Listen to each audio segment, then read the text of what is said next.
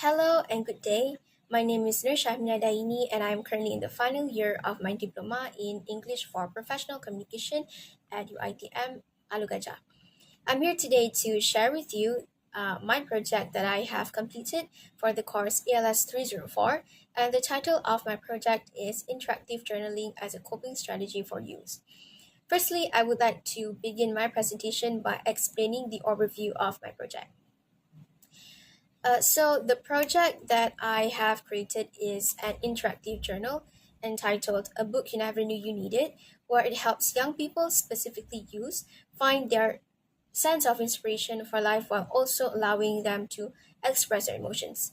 Having said that, there is a reason for this project, which is considerations for mental health.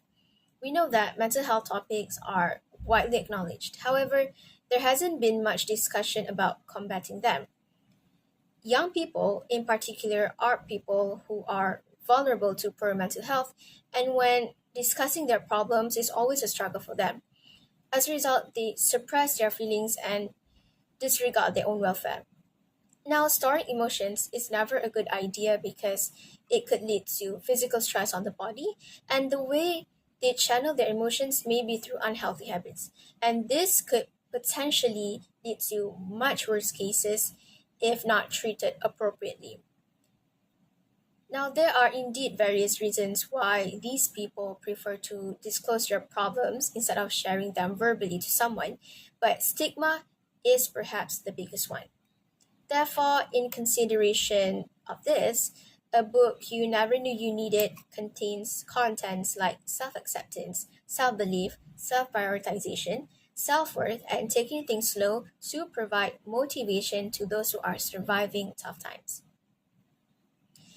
So, the objectives of the project are to encourage youth to share their thoughts freely without feeling afraid, to assist young people in finding an appropriate outlet to express their emotions, and lastly, to allow youth to recognize their emotions as they read and write.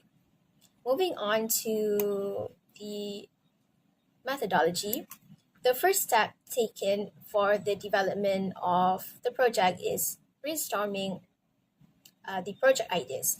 And this process took place in the first week of the semester. The idea was then approved by the supervisor. After the approval, the process proceeds with drafting the contents of the journal. And here are the drafts of the poems, factual paragraphs, and art activities that were created before they were actually written and included. And then an online survey using Google Form was carried out. And following feedback from respondents, the contents of the journals were written and its layout was also created. Then, to enable the project to move forward with printing and binding, the project's final result was sent to a supervisor to be approved.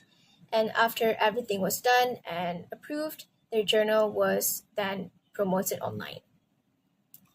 All right, now let's turn to results and discussion.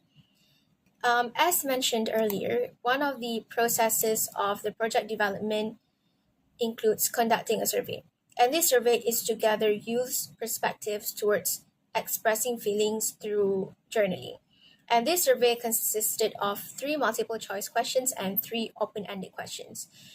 Most respondents who answered